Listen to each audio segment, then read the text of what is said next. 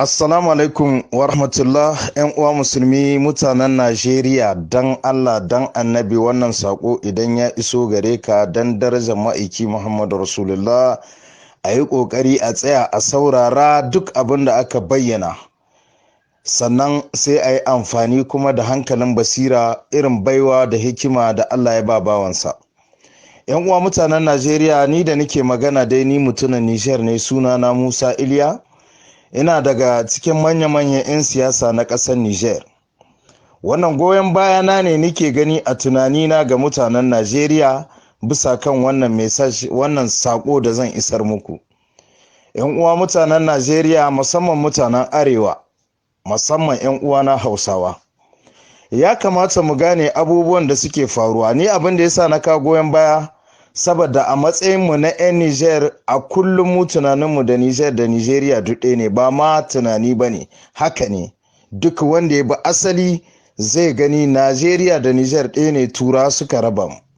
Don haka a kullum fatanmu mu ga ci gaban Najeriya, ba ma fata mu ga koma bayan Najeriya ko ɗaya. A duk abin da ya shahi Najeriya, in ci gaba ne ya shahe mu, in kuma baya ne ya shahe mu.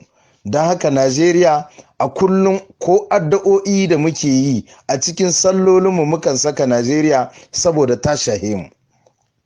Don haka 'yan uwa Najeriya, akwai wasu abubuwa na Najeriya da ko wasu abubuwa da suke wakana wanda an ƙi a ajiye hankali. 'Yan uwa ba su gane ba, kaɗan ana sako mana cuta wadda tana cinye mu ba mu ganewa, daga ƙarshe sai ta mana wanwats, wataƙila wuri ya ƙure.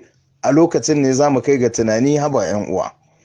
Shine akwai manya-manyan jagorori na Najeriya, musamman 'yan Arewa, wanda jigo ne ga Arewar, suna kawo ci gaba sosai, kuma masoya ne ma na ƙasar Najeriya baki ɗaya, ba ma yankunan na Arewa ba.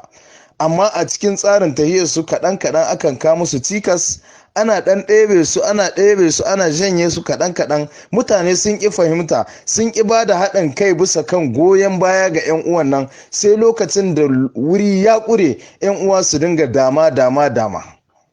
Ina magana ne bisa kan wannan shahararren ɗan sanda wanda kuke kira da Abba Kyari.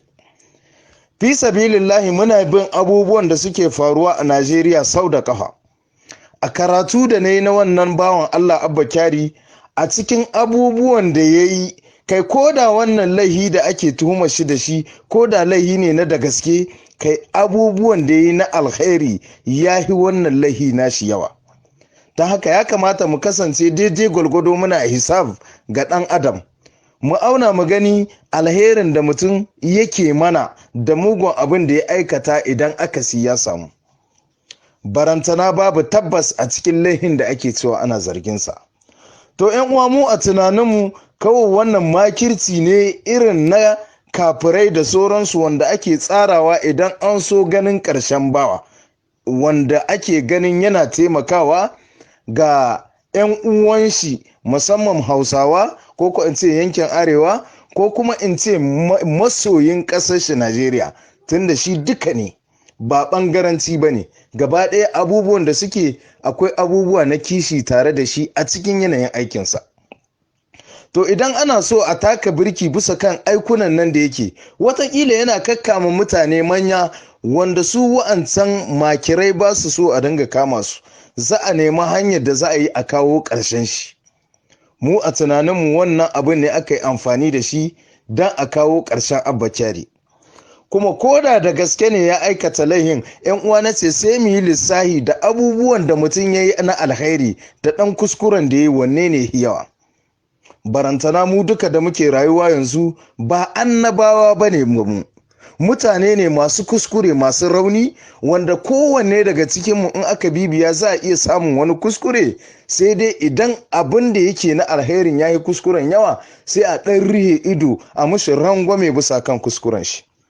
Don haka 'yan uwa mutanen Najeriya, abinda nake bukata da ku, a taimaka ma wannan bawan Allah a cikin addu'o'i baki ɗaya wanda za a yi. Kowa daga cikin wanda ya samu saƙon nan, a cikin sallar da zai sai musu addu'a, Allah ya taya shi, Allah ya kare shi da sherin makirai.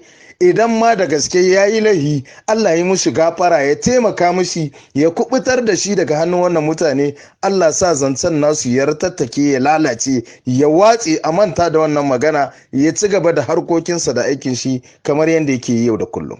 Ina fata bawan Allah ko baiwa Allah wanda wannan sako so wurinki, dan Allah dan annabi dan soyayya ma'aiki Muhammadu Rasulullah, ku yada ga 'yan uwa mutanen Najeriya, ku yada a cikin group, ku yada ga 'yan uwa su ji, musamman tunda ni dai ba dan Najeriyan bane, goyon baya ne na ka, watakila zai kara musu karfin gwiwa da lalle su kama abin da hannu biyu su taya shi da addu'a. Haza wa salam, na bar ku lafiya.